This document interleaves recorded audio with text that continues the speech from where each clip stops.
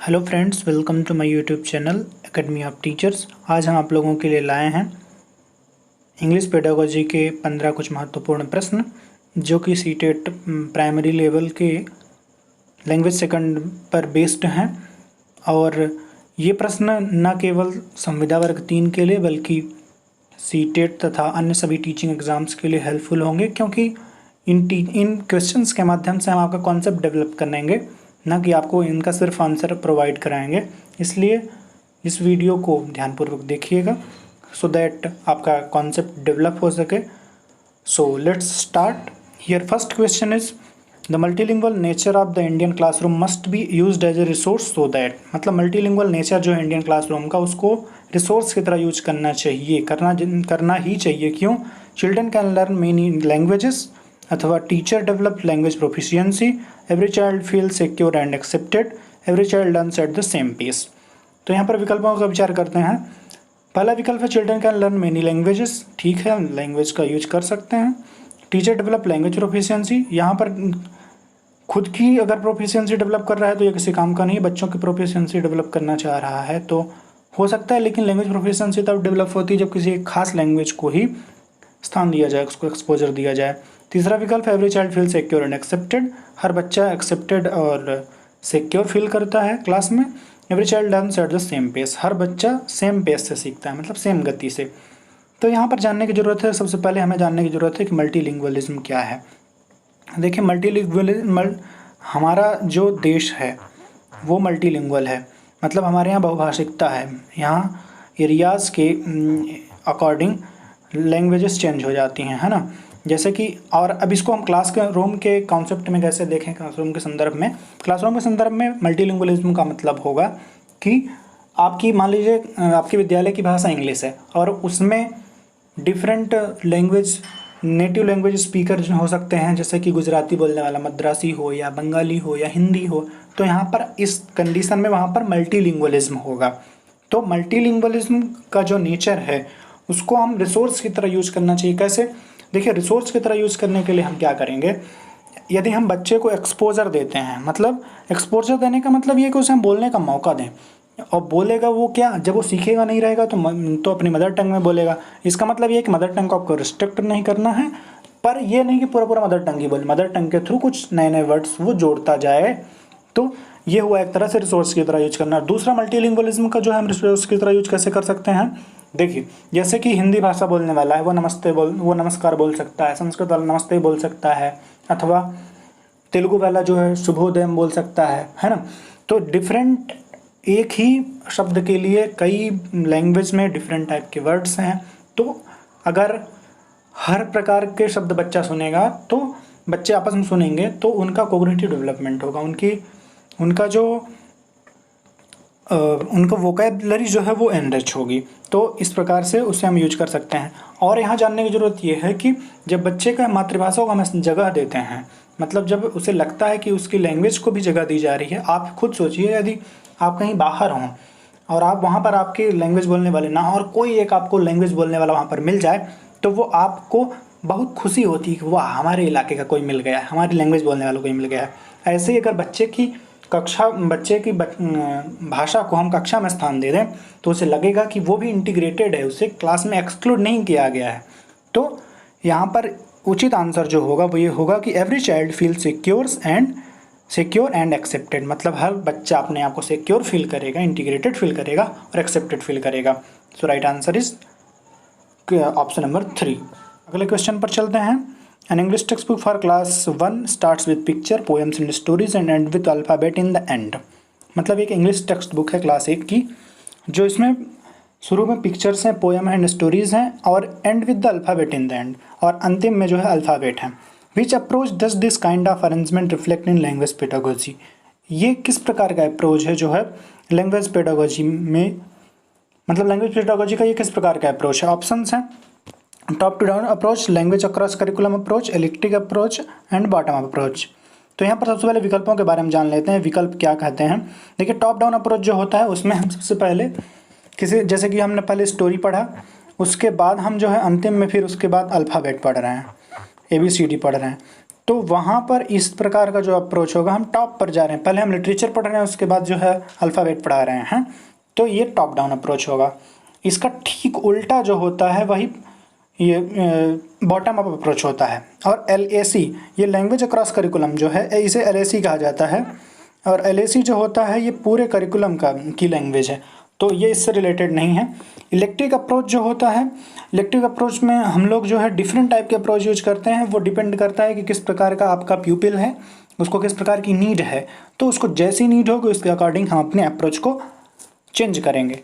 तो इन तीनों में से कोई विकल्प सही नहीं होगा, इसमें जो उचित विकल्प होगा टॉप टू डाउन अप्रोच। हम अगले क्वेश्चन पर चलते हैं।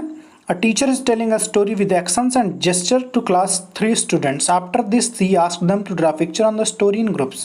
Why do you think she asked them to draw pictures on the story? एक टीचर जो है वो एक स्टोरी टेल कर रहा है, मतलब कह रहा है किसके थ्रू, एक्शंस एंड जेस्चर्स के थ्रू कक्षा 3 के स्टूडेंट्स को। और जब उसने स्टोरी सुना लिया तब उसने क्या किया, draw picture on the story in group, मतलब उन्होंने जो है ग्रुप में पिक्चर ड्रा करने को कहा। Why do you think she asked them to draw picture on the story? मतलब आपको क्या लगता है कि क्यों उसने ऐसा किया होगा? तो विकल्प है she wanted to assess their comprehension of the story, मतलब वो स्टोरी को कितना समझे हैं उसे एसेस करना चाह रही थी, पता लगाना चाह रही थी कि she wanted to see the participation of children with drawing, वो ये पता लगाना चाह रही थी कि बच्चे ड्राइंग में कितना पार्टिसिपेट करते हैं। She wanted to assess their colouring and drawing skill, वो ये एसेस करना चाहती है कि उनकी कलरिंग और ड्राइंग स्किल कैसी है। कि she had completed her lesson as per her lesson plan so engaged them in drawing, मतलब उसने अपना लेसन प्लान कंप्लीट कर लिया था, इसलिए उसने उनको जो है टाइम पास के लिए ड्राइंग में लगा दिया। तो इसमें से उचित विकल्प होगा she wanted to assess their comprehension of the story, क्योंकि उसने पहले पढ़ाया, उसके बाद बच्चे उस चैप्टर को कितना समझे हैं उसको अगर वो सही से समझे होंगे तो अच्छी तरह से ड्रा कर पाएंगे। तो पहला उचित विकल्प होगा पहला ही। We move to next question. Active vocabulary consist of words which are, तो एक्टिव वोकैबुलरी वो वोकैबुलरी, इसमें ऑप्शंस हैं used frequently, phonological and lexical, used occasionally, difficult to pronounce. तो एक्टिव वोकैबुलरी वो वोकैबुलरी होती है जिसे हम लोग यूज़ में रखते हैं।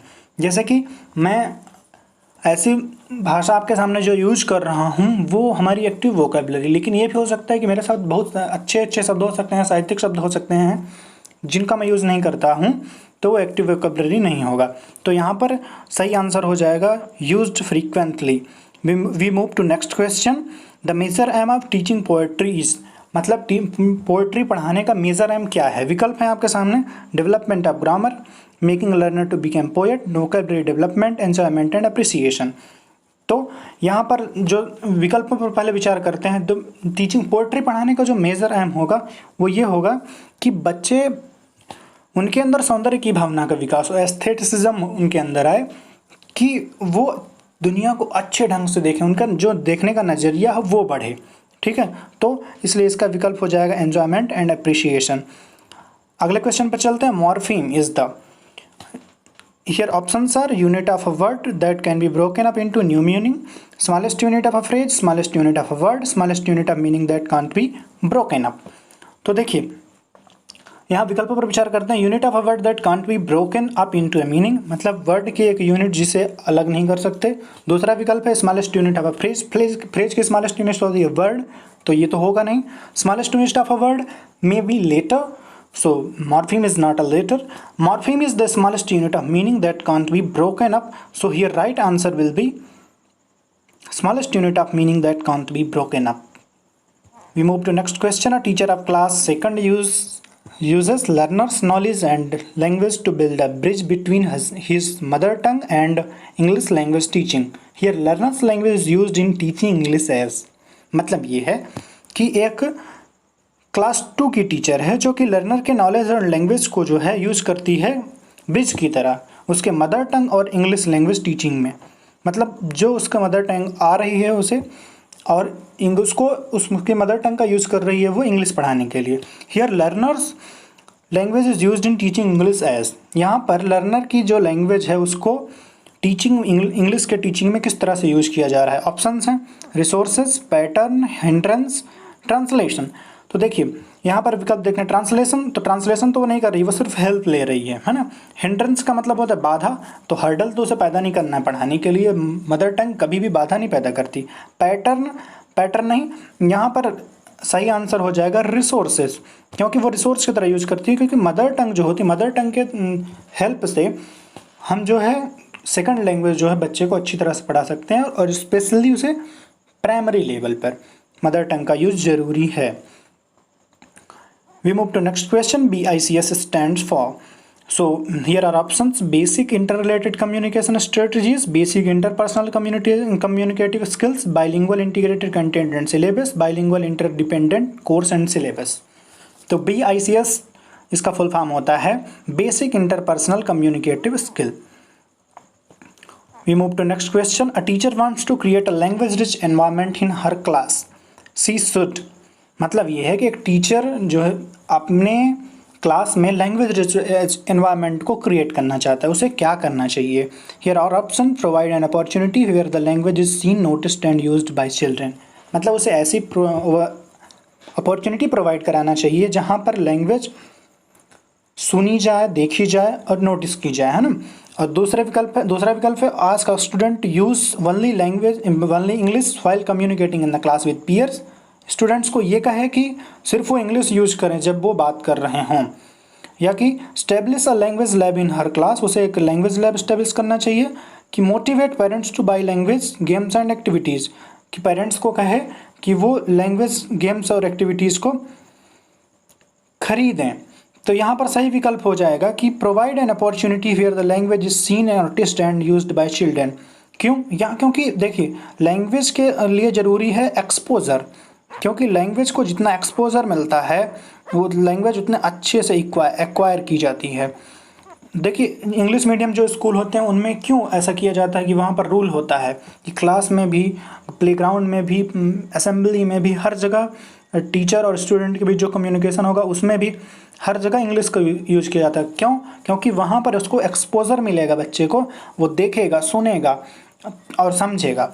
तो ऐसे में जो है एक लैंग्वेज रिच एनवायरनमेंट क्रिएट होगा। So right answer will be provide an opportunity where the language is seen, noticed and used by children. We move to next question.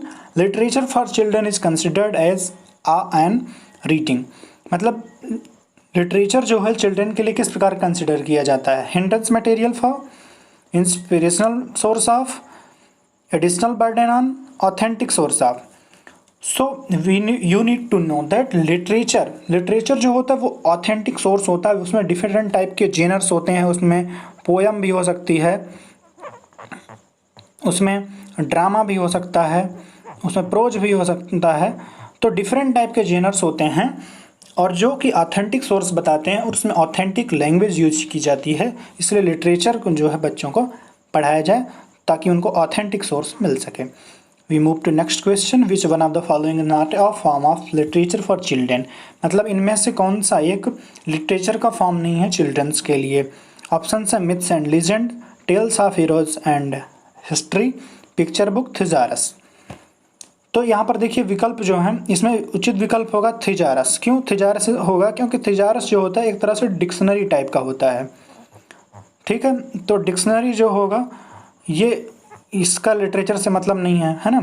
Myths and legends जो होंगी, ये मिथ्स जो होती हैं ये पौराणिक कहानियाँ हो सकती हैं। Tales of heroes and history और वीरों की कहानियाँ। पिक्चर बुक तो most important. So here right answer will be thesaurus. We move to next question. Which one of the following statement is not correct with about print rich environment? इनमें से कौन सा statement नहीं सही है about print rich environment? Print rich environment के लिए options हैं pictures, posters give children an opportunity talk about things, person and happiness. तो पिक्चर और पोस्टर तो already print and rich environment है ही। Encourage children to create their own poem, poster, stories etcetera and display them in the class. तो यहाँ पर print rich environment होगा। क्यों? क्योंकि यहाँ पर बच्चे पोस्टर लगाएंगे, पोएम को डिस्प्ले करेंगे, तो जहाँ डिस्प्ले करेंगे वहाँ पर प्रिंट रिच एनवायरनमेंट होगा ही। तीसरा विकल्प है it consist of context based relevant material for children such as picture, rhymes, stories. मतलब ये है कि इसमें कॉन्टेक्स्ट बेस्ड रिलेवेंट मटेरियल होते हैं बच्चों के लिए, जैसे कि पिक्चर हो, राइम्स हो या स्टोरीज हो, तो ये भी सही है। और इसमें चौथा विकल्प है once the material is posted on walls it should not be removed for the whole season. ये गलत बात है, क्योंकि जैसा जैसा कॉन्टेक्स्ट हो, जैसी जैसी ज़रूरतें हों, समय के अनुसार उस चीज़ को बदल दिया जाए। एक बार बच्चे उसको देख लें अच्छी तरह से और उसको अपडेट कर दिया जाए, ये ज़रूरी है। तो प्रिंट रिच एनवायरनमेंट के लिए ये इम्पॉर्टेंट नहीं होगा। We move to next question. A teacher gives a task of dialogue completion to class 5 students. The role of this task in language learning will be। मतलब ये है कि एक टीचर बच्चों को डायलॉग कंपटीशन का टास्क देता है, बच्चे 5th क्लास के हैं। The role of task in language learning will be, मतलब इस टास्क का लैंग्वेज लर्निंग में क्या रोल होगा। तो विकल्प है यहाँ पर to facilitate conversation by giving specific language practices using formulaic expression. मतलब ये है कि कन्वर्सेशन को फैसिलिटेट करना, उसे कुछ सहायता प्रदान करना, सुविधा देना, by giving specific language practice using formulaic expression. Formulaic expression का यूज करते हुए स्पेसिफिक लैंग्वेज प्रैक्टिस उसको उसके अवेलेबल कराना। कि to provide feedback only on grammatical error, मतलब सिर्फ ग्रामेटिकल एरर पर फीडबैक देना। कि टीचिंग ऑफ स्ट्रक्चर, सिर्फ स्ट्रक्चर को पढ़ाना। The separation of spoken and written forms of language, मतलब स्पोकन और रिटन फॉर्म का सेपरेशन कर देना। तो यहाँ पर सही विकल्प जो होगा वो ये होगा कि to facilitate conservation by giving specific language practice using formulaic expression. क्योंकि यहाँ पर टास्क क्या दिया गया, डायलॉग कंपटीशन का दिया गया है। तो यहाँ पर एक कन्वर्सेशन को आपने फैसिलिटेट किया है, मतलब कन्वर्सेशन करने का एक मौका दिया है बच्चों को, एक स्पेसिफिक लैंग्वेज प्रैक्टिस को करने का। क्योंकि जब बच्चे डायलॉग करेंगे तो उनको एक्सपोजर मिलेगा बोलने का, और जब बोलेंगे तो उनका लैंग्वेज डेवलपमेंट ऑब्वियसली होगा। So here right option will be first.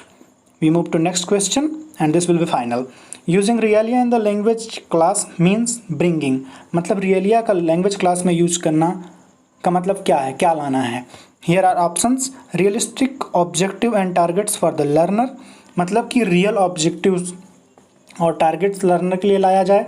कि real level of child's learning to the knowledge of parents, मतलब चाइल्ड की लर्निंग का रियल लेवल लाया जाए और मतलब उसको पेरेंट्स के लेवल से बनाया जाए। कि real life situation to communicate, real life situation उनको प्रोवाइड करा जाए कि वो कम्युनिकेट करें।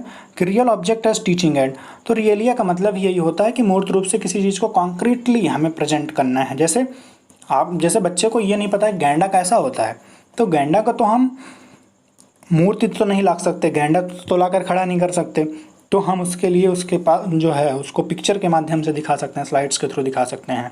तो ये हो सकता है रियलिया। इस प्रकार से 15 क्वेश्चन समाप्त होते हैं। अगर आपको ये प्रश्न हेल्पफुल लगे हों, ये वीडियो अगर आपको पसंद आया हो तो इसे लाइक करिए और हमारे चैनल को सब्सक्राइब करिए और अपने दोस्तों के साथ भी शेयर करिए ताकि ज़्यादा से ज़्यादा लोग इसका फ़ायदा उठा सकें। और चैनल को सब्सक्राइब करने के बाद बेल आइकन को दबाना मत भूलिएगा ताकि आपको नई नई वीडियोज़ की अपडेट मिलती रहें। Thank you guys.